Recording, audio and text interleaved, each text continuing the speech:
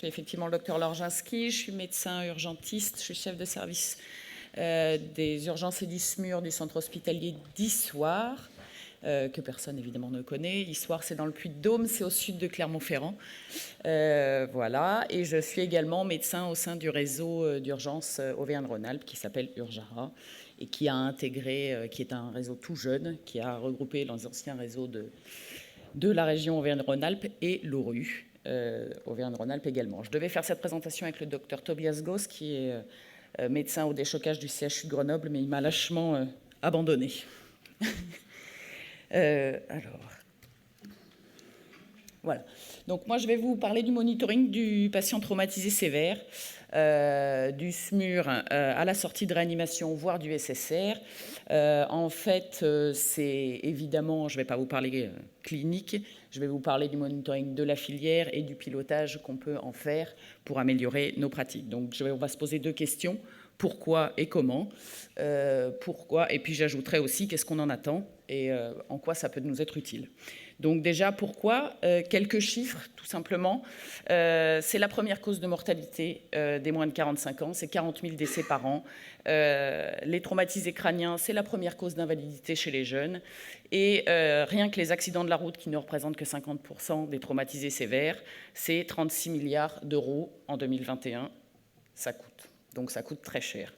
Alors, est-ce qu'on est les seuls à être dans ce cas-là? Alors, il faut savoir que les données sont très partielles. On a peu de données sur ça, finalement.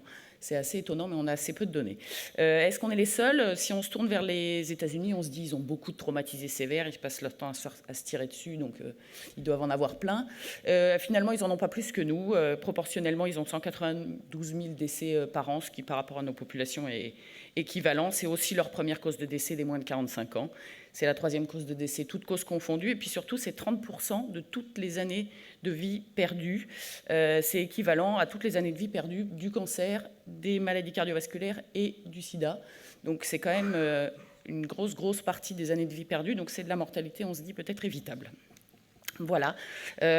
En 2017, dans le JAMA, il y a des chirurgiens qui se sont dit il y a un vrai problème d'investissement dans la filière du traumatisé sévère. Et juste un petit graphique pour comparer en fait la charge globale en soins et l'investissement dans la recherche. Tout en haut, on a deux pathologies, le sida, les cancers. On investit énormément. Ça coûte beaucoup, mais finalement, on investit beaucoup plus que ce que ça coûte en soins. Et tout en bas du tableau, on a les traumatisés sévères qui effectivement coûtent énormément et on investit finalement pas assez. Et donc probablement qu'il y a quelque chose à faire de ce côté-là. Donc pourquoi la filière du traumatisé sévère, c'est quelque chose qui est compliqué. D'abord parce qu'elle touche tous les organes. Et puis c'est une filière qui est longue et qui fait intervenir beaucoup de monde. Donc pour reprendre un petit peu, vous allez voir, on a d'abord notre accident, notre patient. On va faire un parcours patient traceur. Pour ceux qui sont en pleine certification, ça doit leur parler. Donc on a l'accident. Sur place, il y a le patient, les témoins, les secouristes. On appelle le 15 qui envoie sur place une équipe médicalisée, un médecin, un infirmier, un ambulancier. Éventuellement, il en envoie une deuxième qui rappelle le 15. On décide ensemble qu'est-ce qu'on fait. On oriente le patient où, au mieux, il va jusqu'au déchocage. Et où là, on a encore d'autres professionnels, le médecin SMUR, le médecin du déchocage, le radiologue, le chirurgien. Si tout va bien, il finit en réanimation où il voit le réanimateur, de nouveau le radiologue, éventuellement de nouveau le chirurgien.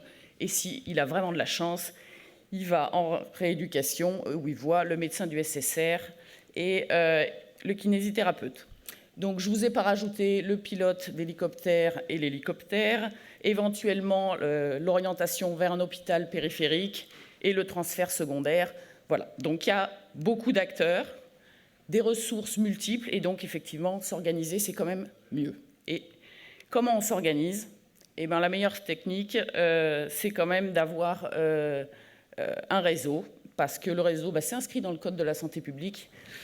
Et c'est utile pour pouvoir avoir quoi? Des sous, des cerveaux, une base de données commune et partagée, et puis une évaluation de ce qu'on fait. Donc comment ça marche? D'abord les sous. Bon, alors les réseaux ils sont financés par les ARS. Ça permet de mettre à disposition des médecins et des attachés de recherche clinique. On essaye éventuellement de se financer par la recherche, si on n'est pas siphonné par les établissements de santé. Et puis on se dit quand même, l'ARS, il n'est pas fou. Il se dit qu'il va peut-être y avoir un retour sur un investissement parce qu'un système structuré, ça coûte toujours moins cher qu'un système désorganisé. Les cerveaux. Alors, dans notre région, on a choisi d'avoir des cerveaux multiples. Donc, on a un bureau avec une charte de fonctionnement, un comité de gestion qui regroupe des représentants des établissements de tout niveau, c'est-à-dire des niveaux 1, c'est-à-dire des établissements qui ont un gros plateau technique, des niveaux 2 et des niveaux 3 qui sont des établissements qui, eux, ont des plateaux techniques moins importants et des représentants d'établissements. Et puis, on travaille ensemble sur des groupes thématiques pour organiser les choses. Je vous parlais d'une base de données commune et partagée. Donc, pour avoir cette base de données commune, eh bien, il faut travailler. Alors, qu'est-ce qu'on produit? On produit des outils d'aide à la décision. On produit des procédures pour pouvoir organiser la prise en charge de nos patients. Et puis, on les diffuse, c'est-à-dire qu'on organise des journées de formation. Là, c'est la prochaine journée de formation qui se passe à Lyon. On en organise encore en octobre. Et puis, on organise des RMM, des visioconférences pour pouvoir diffuser au maximum l'information à l'ensemble des acteurs de la filière. Et puis ensuite, qu'est-ce qu'on fait? On évalue ce qu'on fait. Parce que si on n'évalue pas ce qu'on fait, on ne peut pas progresser. Donc, historiquement, on avait déjà des réseaux qui travaillaient pas mal sur cette filière du traumatisé sévère et qui avaient déjà créé des registres.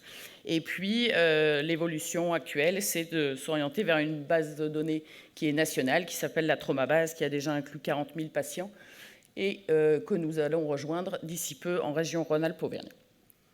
Qu'est-ce qu'il nous faut pour alimenter cette base? Il faut les données du terrain. Pour avoir les données du terrain, c'est toujours la difficulté. Les urgentistes, ils n'ont pas bien le temps de s'amuser à remplir des formulaires. Alors, on va essayer de céder des outils et de la nouvelle technologie. La nouvelle technologie, c'est quoi? C'est le SI-SMUR, ce qu'on appelle les systèmes d'information. On travaille avec une société qui s'appelle Bison. On est en train de développer ça sur l'ensemble du territoire Auvergne-Rhône-Alpes. Ça, c'est l'état du déploiement actuel. Donc, comme vous voyez, il y a des établissements qui ont déjà commencé. C'est ceux en vert. Les établissements orange, ils sont en cours. Et les noirs, c'est les mauvais élèves de la classe qui n'ont pas encore commencé. Non, mais il faut du temps pour développer tout ça. L'idée, c'est d'avoir des tablettes dans les camions de SMUR. Et puis, des masques de saisie qui vous permettent finalement de rentrer vos données patients. C'est directement transmis par un connecteur à la Traumabase. Et derrière, on peut analyser les données.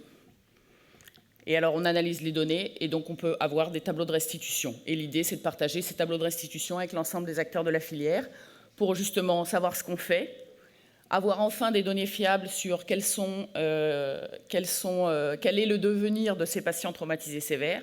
Est-ce qu'ils s'en sortent? Est-ce qu'on travaille bien? Est-ce que la mortalité attendue est égale à la mortalité observée? Et puis finalement, est-ce que notre prise en charge, elle est effective? Est-ce que nos délais d'arrivée en SMUR sont bons? Est-ce que d'utiliser un hélicoptère, c'est plus rapide que de prendre la route ou l'inverse? Bref, on a besoin d'avoir des données. La donnée, c'est ce qui nous permet d'avancer.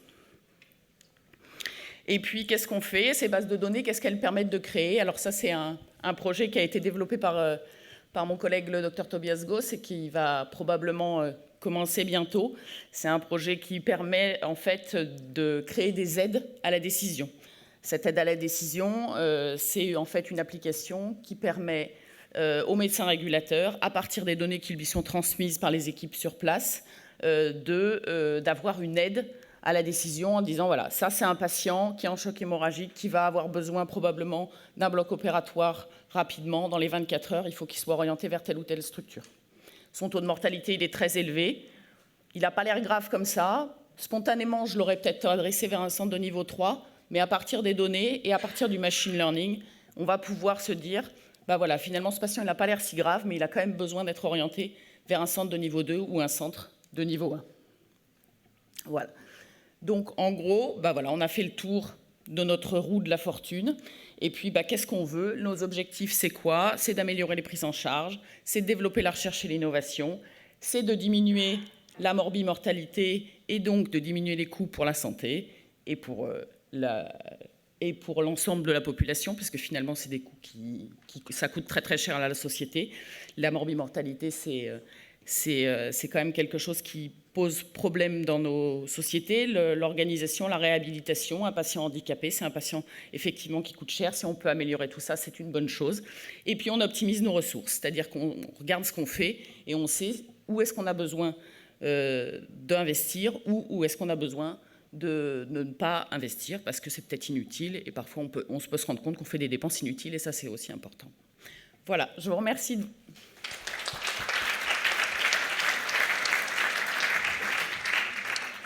Merci Laure. Très bel exposé. Est-ce qu'il y a des questions dans la salle ?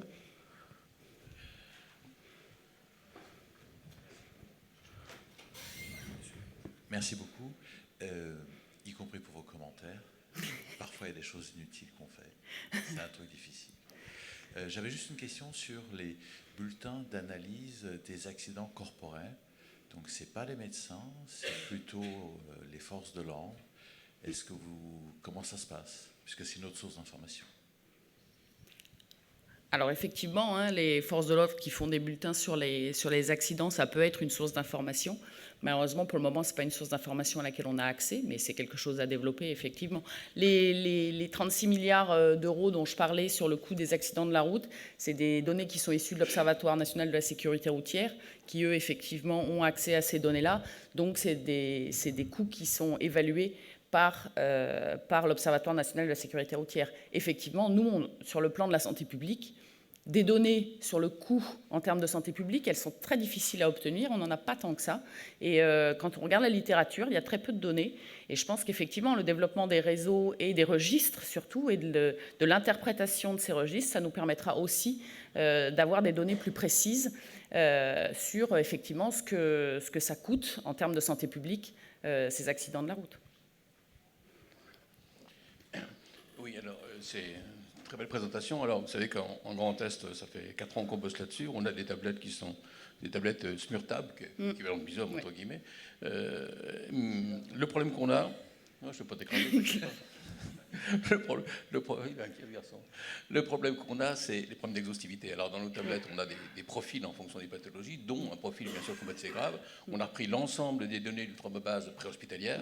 Et le problème, c'est que les médecins sur le terrain, pour aller sur le profil, on est à si un tiers des traumatisés graves conduisent à l'utilisation du profil adapté et donc à la complétude de l'ensemble des données, c'est le maximum. Alors on a maintenant 100 000 fiches, on n'a quand même pas de traumatisés, hein. On a 100 000 fiches globales actuellement dans notre base, qui est quand même pas mal. Et si on fait des focus sur les traumatisés, on fait des focus sur toutes les pathologies, bien sûr. Récemment, on a fait l'utilisation des catécholamines, par exemple, c'est vachement intéressant. Et si on fait un focus sur les traumatisés graves, on se rend compte que nous, ne serait-ce qu'avoir une gradation des traumatisés graves en préhospitalier, rien que ça, c'est un challenge. Et pourtant, c'est dans la tablette, hein, c'est en rouge, c'est joli, on a mis des belles couleurs, etc. Et pour autant, pour le remplissage, c'est pas simple. Alors, maintenant, ce qui nous rassure un peu, c'est que sur le peu d'exhaustivité qu'on a, eh bien, globalement, on a 0 grade A et 0 grade B qui vont dans des niveaux 3. Donc voilà, on dit, alors on est content, a priori, on n'est pas trop mauvais. Mais encore une fois, le vrai problème, c'est ça, c'est la saisie, c'est que les urgentistes prennent le temps, alors que c'est valable pour le traumabase, c'est valable pour l'arrêt cardiaque, c'est valable pour les douleurs thoraciques, c'est valable pour tous ces profils-là. C'est vrai que ça prend du temps, c'est vrai qu'il faut être motivé, et là, malheureusement, si c'est pas rempli, on n'arrive pas à récupérer les données, et ce qui explique qu'on ait un taux d'exhaustivité actuellement sur le registre de traumabase qui soit moyennement bon actuellement dans notre région, et c'est vraiment un challenge de motiver les urgentistes à remplir ces mêmes profils. Alors moi Bruno, sur cette partie-là, je crois qu'il va falloir qu'on se penche sur les technologies de demain. C'est l'IA, c'est-à-dire que aujourd'hui, ton registre, toutes les questions qui sont posées dans le registre, on va y répondre d'un seul coup au niveau de nos observations, et l'intelligence artificielle va aller chercher toutes les données. C'est ce qu'il faut qu'on travaille dans les mois à venir. Effectivement, hein, c'est le challenge. Hein. Faire en sorte, c'est aussi en ça qu'on a construit le réseau avec un réseau extrêmement partagé et cette filière du traumatisé sévère, on essaye vraiment de rendre actif l'ensemble des acteurs de la filière. Le problème souvent, c'est qu'on a des CHU très très actifs, ils ont les déchocages, ils ont des médecins très très motivés, et puis finalement dans les centres hospitaliers de niveau 3, les médecins ils sont un petit peu tout seuls, ils n'ont pas vraiment accès à la formation, ils en font beaucoup moins, donc ils sont moins performants, et effectivement, l'observation du traumatisé sévère, ils ne vont pas en faire une par jour, en fait. Ils vont en faire une toutes les 2 semaines.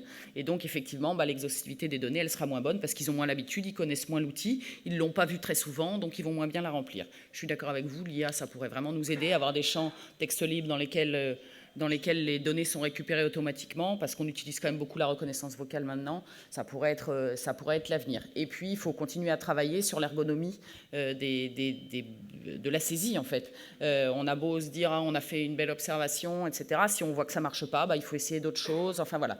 Et à mon avis, il faut travailler vraiment avec les acteurs de terrain, c'est-à-dire que c'est à eux de construire. C'est sûr que les gens qui sont à la traumabase, eux, ils veulent des cases avec des chiffres dedans, et ils veulent que ce soit au bon endroit, parce qu'eux, ils font de la recherche.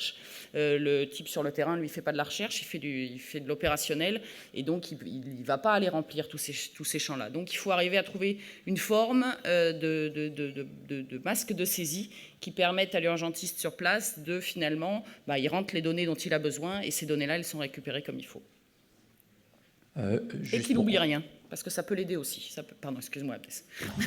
Juste pour compléter, Abdeslam Redjaline, de la région ARA. Donc c'est ce qu'a un peu dit Laure, en fait, et tu as raison sur l'exhaustivité, mais c'est ce qu'on fait dans la région, en fait, finalement, et elle a passé une slide dessus, c'est une animation régionale avec les acteurs terrain. C'est un énorme boulot que fait Laure, elle a été modeste là-dessus, mais en fait on les amène dans nos groupes de travail. Il y a tous les professionnels qui sont représentés de toute la région.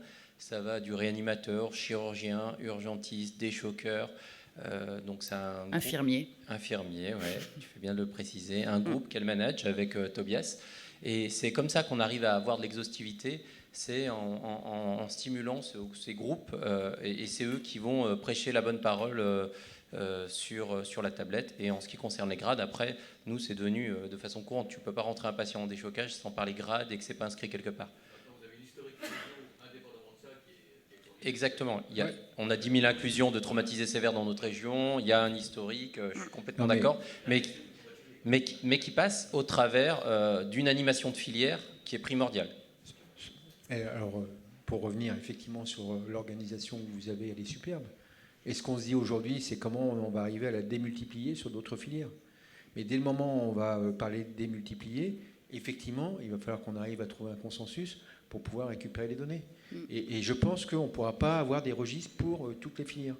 Donc, il va falloir qu'on voit comment on va pouvoir récupérer de la donnée au niveau de nos observations. En tous les cas, je ne vois pas comment on peut y arriver autrement. Et ça va vraiment être, je pense, pour tous les professionnels de la santé, vraiment un plus. Vive l'IA. Bon. D'autres questions ? Très bien. Je passais juste...